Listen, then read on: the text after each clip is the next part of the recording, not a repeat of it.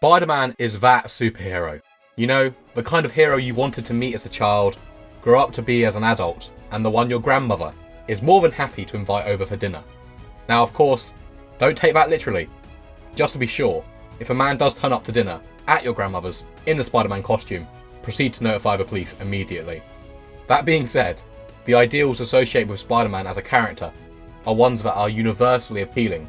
The local hero balancing pizza deliveries, burgeoning love life, and occasionally having to save the world. His extensive catalogue of villains, the backdrop of the bustling New York City, and J. Jonah Jameson all dished up together to provide the perfect recipe for a superhero game. Spider-Man PS4 makes you the local hero. It provides a narrative deep enough to make the universe interesting, even though it has already been through a few pages of Spider-Man's villain catalogue. An everyman Peter Parker shadowed by his secret persona, and a world that reminds you at every swing that you are the hero. Welcome to the gaming conversation. I am Michael J.H., and today we are taking a look at why Spider-Man PS4 is the perfect archetype for a superhero game.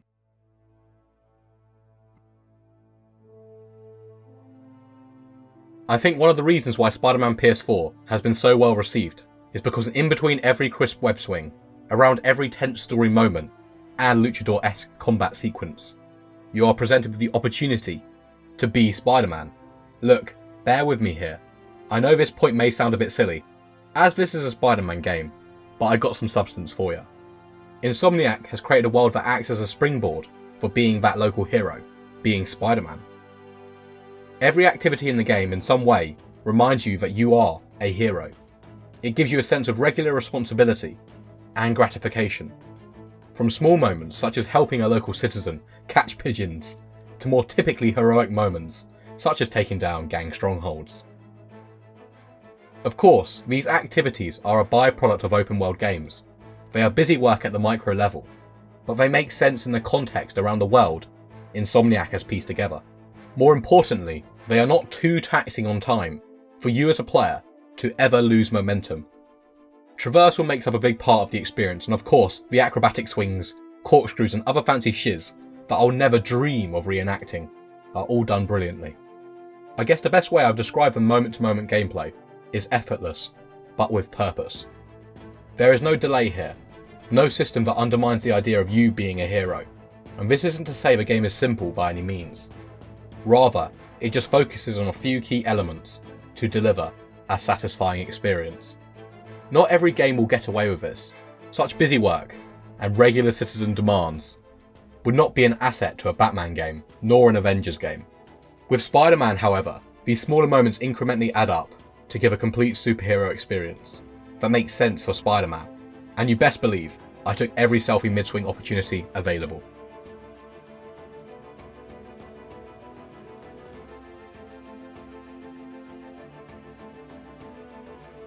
Rarely on my list of prerequisites for superhero media is a complex story.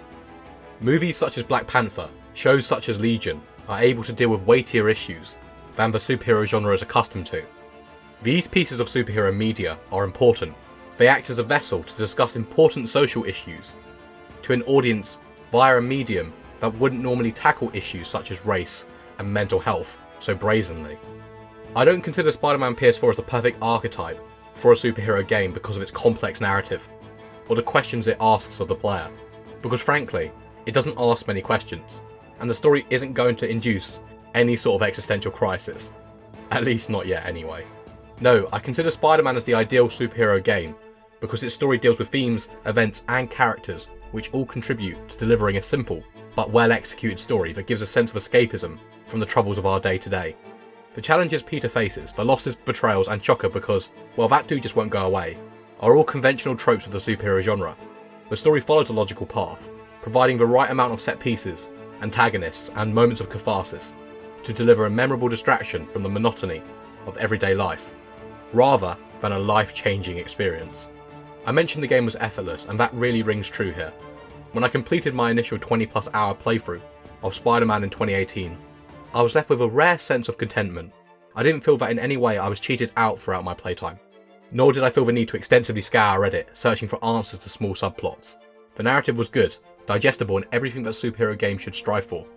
I wasn't restricted by annoying level gating, the story never felt like it took a detour to pad out length, and the game did not go overboard, trying to cover too many ideas. This is exactly what a single player, superhero video game should strive for.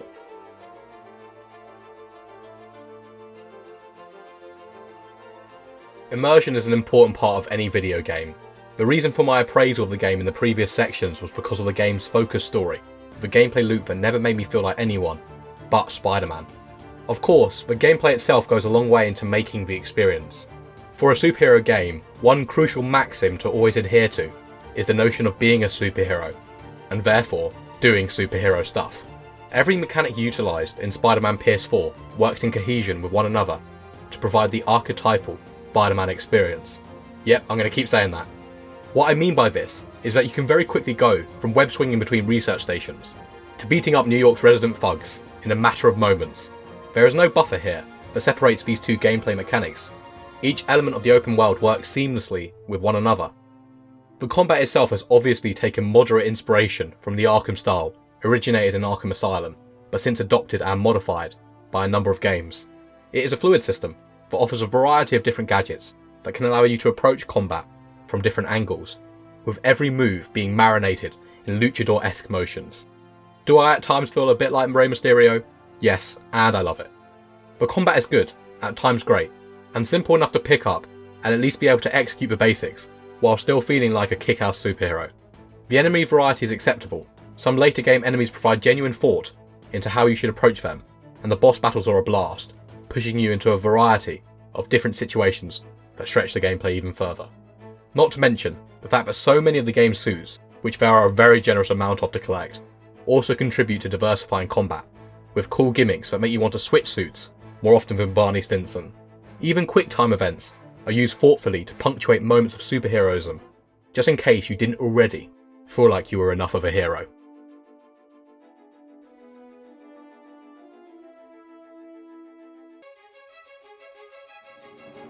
Well, I guess this is the part where I sum everything up and reveal the point of all of this discussion. You see, as much as I am able to sit here and declare my appreciation for Spider-Man PS4 because of how well it delivered upon years of disappointment, I do in fact have a bigger takeaway from this video. It's pizza time. Spider-Man PS4 is a very good game. It successfully delivers an authentic Spider-Man experience, seldom found in recent memory. Even more importantly, it presents to gaming companies and gamers alike the archetype for what, in my opinion, a superhero game should genuinely strive to be.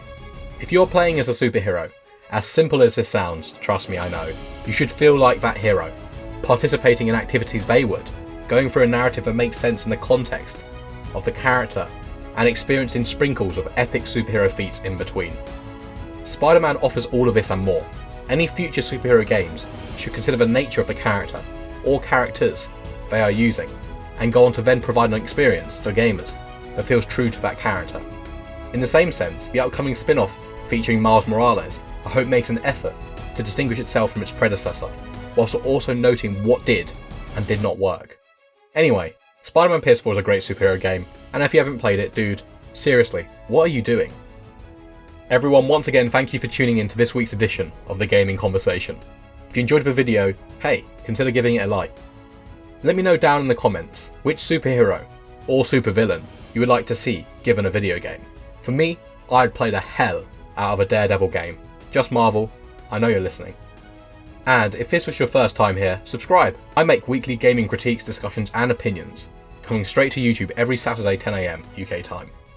Thank you all once again for tuning in. I've been Michael JH, and objectively a Spider-Man fanboy. Peace.